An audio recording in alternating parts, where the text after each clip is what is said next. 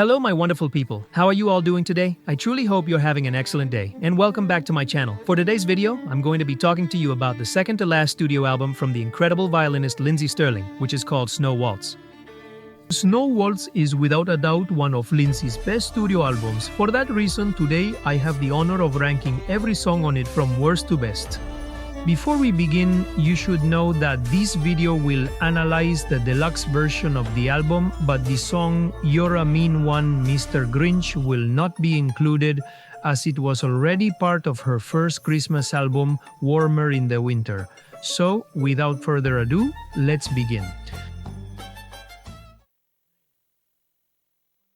Position number 17. A Holy Night. This is undoubtedly the worst track on the entire album, as Lindsey doesn't show that characteristic magic of hers, leaning more towards gospel, which turned out quite poorly. This album was supposed to elevate common Christmas carols, but in A Holy Night that simply wasn't the case. A significant misstep for Lindsey.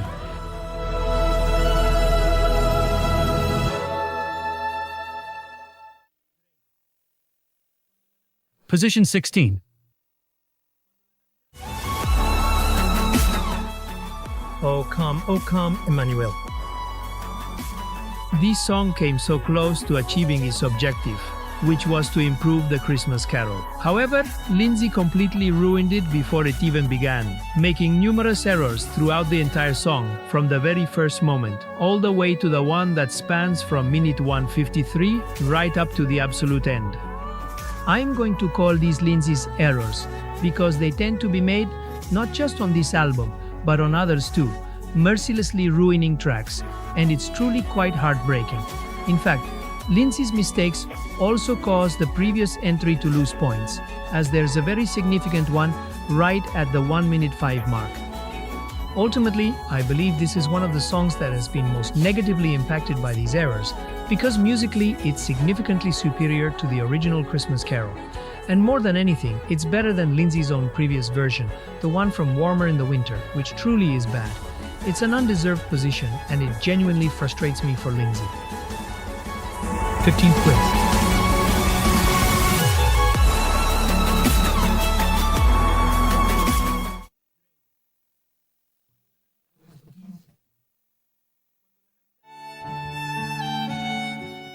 Manager Noel.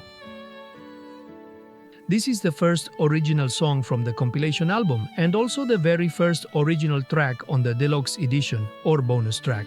This song reminds me a little of the one from the church in Home Alone, but despite its nostalgic character, it's still a somewhat weak song for it to be by the master Lindsey.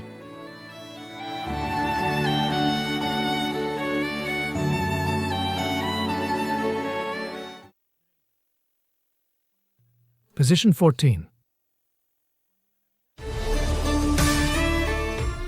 Snow Waltz. Yes, this is the main track from the album, and without a doubt, it's the most well-known. You can go ahead and kill me if you want, but this original song is honestly quite mediocre. It's more inclined towards a ballet piece, something that's a little bit beneath the former America's Got Talent contestant.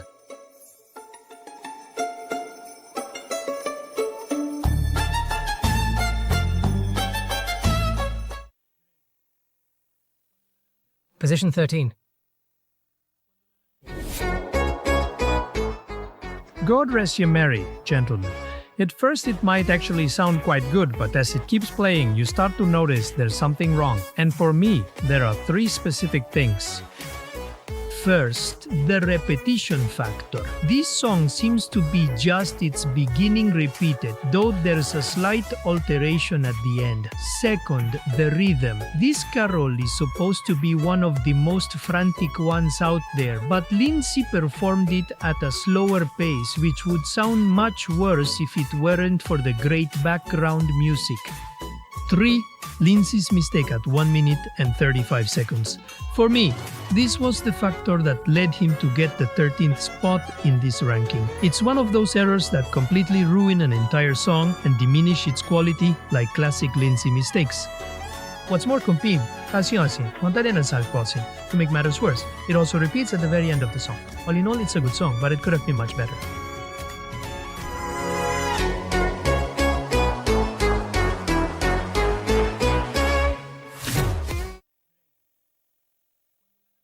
Position number 12. Ice Storm. A song that's quite lively and interesting, which is pleasant to listen to, but that's all it is, nothing more.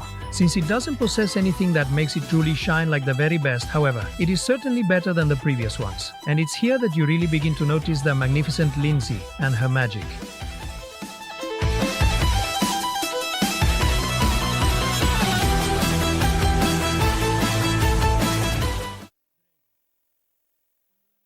Number 11.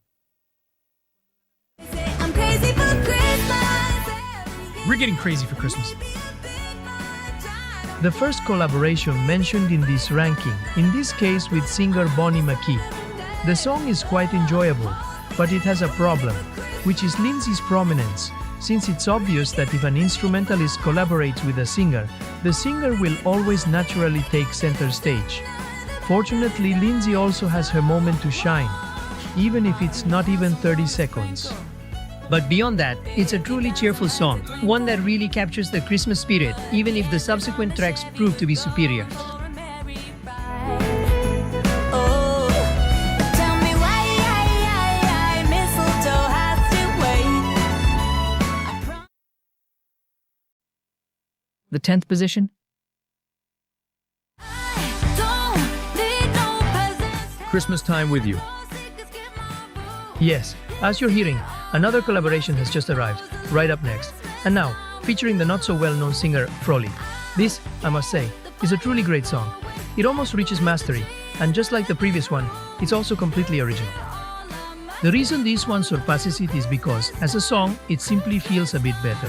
And furthermore, Lindsey's solo is more extended, which truly elevates the violinist's role and, consequently, the overall quality of the track. There's absolutely nothing to criticize here, as they are truly bringing out the heavy artillery.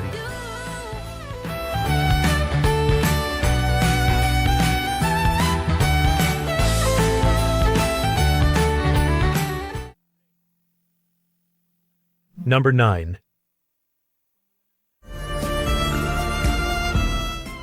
Dreidel. When the Christmas and Hanukkah holidays converge, bringing along their songs, Jingle Bells and I Have a Little Dreidel. This Target-exclusive bonus track is quite literally the very concept of the entire album. It takes common Christmas carols and presents them in completely innovative and significantly improved forms. The seamless crossover between both carols is executed exceptionally well. The song itself is both joyful and epic, and although it might tend to feel a little monotonous towards the very end, we absolutely cannot deny that it is an ingenious and masterful creation.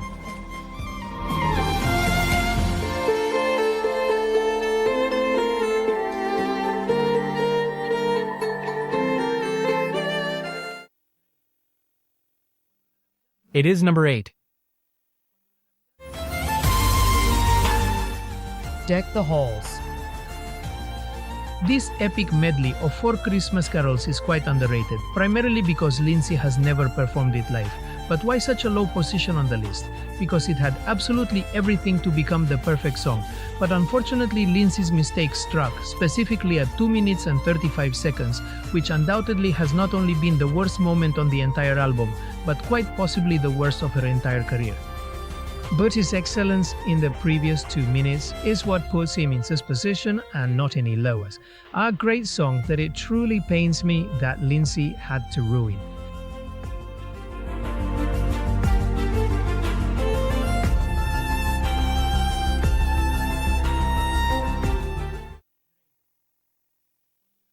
Number 7.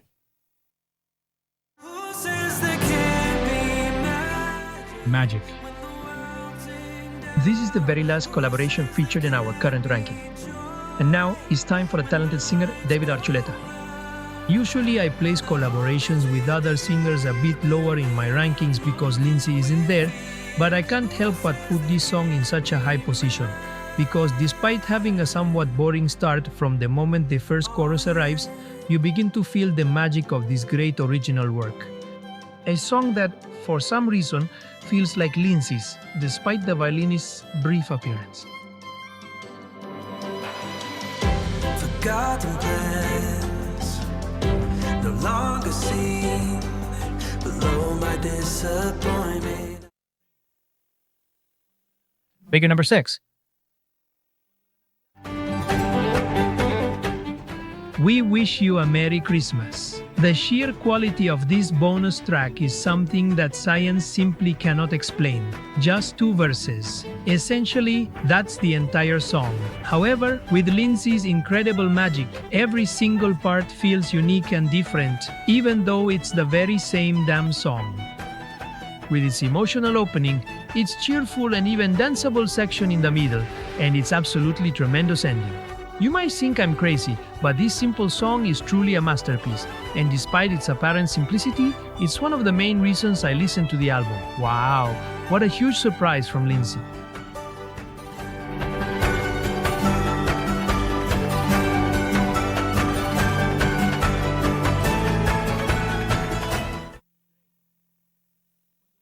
Item number 5.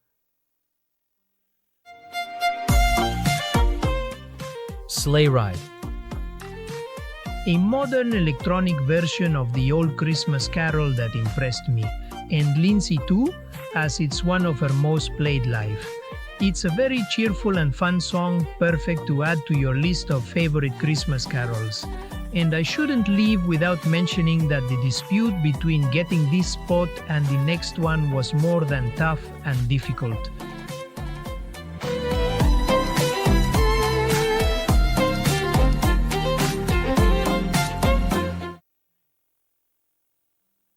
It is number 4. Christmas time celebration? This is another bonus track which I feel is quite underrated, but it truly is a masterpiece. It's truly an emotional experience and it brings such joy to hear it. What's more, the way it's performed with its orchestral arrangement and semi-rock elements really amplifies its epic quality. And it was a brilliant decision by Lindsey. It's a surprising song and very close to reaching the top spot.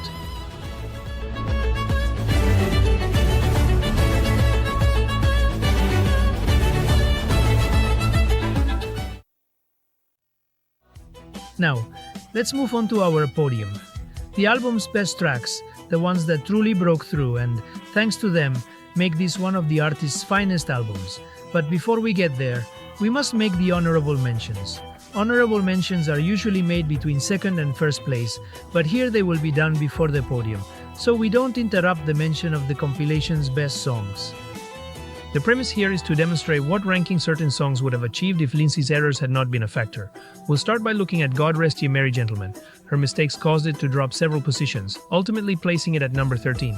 However, without those errors, it would have climbed significantly to number 9, considering the other aspects I previously mentioned also hold considerable importance. Ultimately, if you want to know what the song would have sounded like without the mistakes, listen to the arrangement that I did, which is found in the video's description, and you can also see it right up here.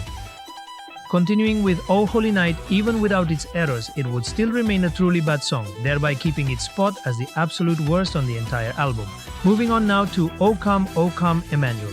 The sheer abundance of Lindsey's mistakes proved incredibly costly, because if those errors had not been present, this track would have ascended dramatically from its second to last position to nothing less than 6th place, a truly significant and impressive climb.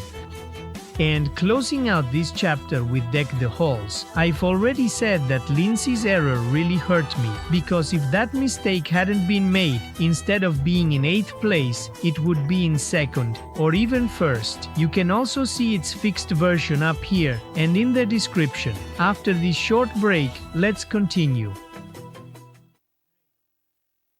And our bronze medal is going to be awarded to none other than Joy to the World. When I heard it for the very first time, I just couldn't believe it. A common American Christmas carol so incredibly epic that if you only heard the very start of it, you wouldn't believe me if I told you it was actually Joy to the World. A true masterpiece that borders on perfection, leaving me awestruck by its sheer epic scale. A risk Lindsey took, and it definitely paid off. So much so that I could even see the original parts in an action-adventure movie soundtrack.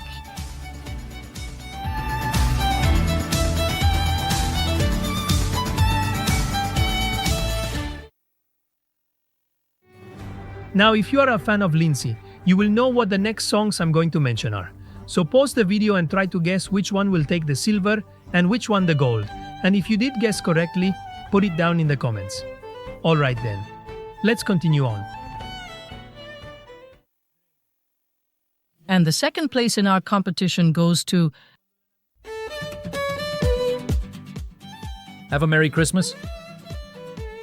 A Christmas carol that, in its original rendition, doesn't convey much, but the same certainly cannot be said for Lindsey's interpretation. When I listen to songs like this one, I truly feel grateful to Lindsey for demonstrating to us the diverse forms that familiar tunes can adopt, and how she manages to break away from the common stereotype to craft these true masterpieces. Feliz Navidad also absolutely blew me away, with its familiar chorus and even its distinctive original sections, which personally, I believe are what truly propelled it to attain such a high standing.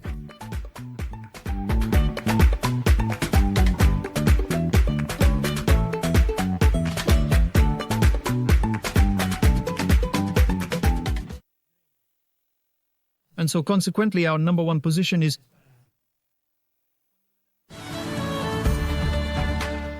Little Drummer Boy. Our gold medal, truly the best of the best. If someone had told me earlier that I would be ranking the Little Drummer Boy in first place, I would never have believed it, because it's quite a boring and unfunny Christmas carol.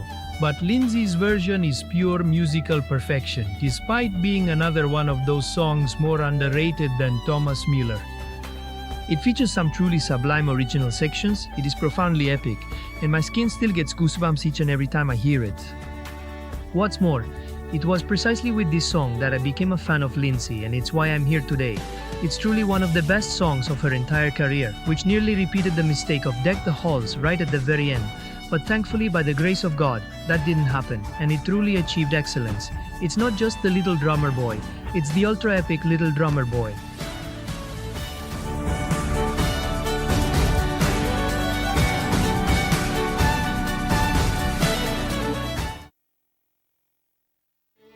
Well, I truly hope you enjoyed this video, and please don't forget to leave a like and subscribe so the channel can keep growing and we can make more videos like this one. Thank you very much, and I'll see you next time.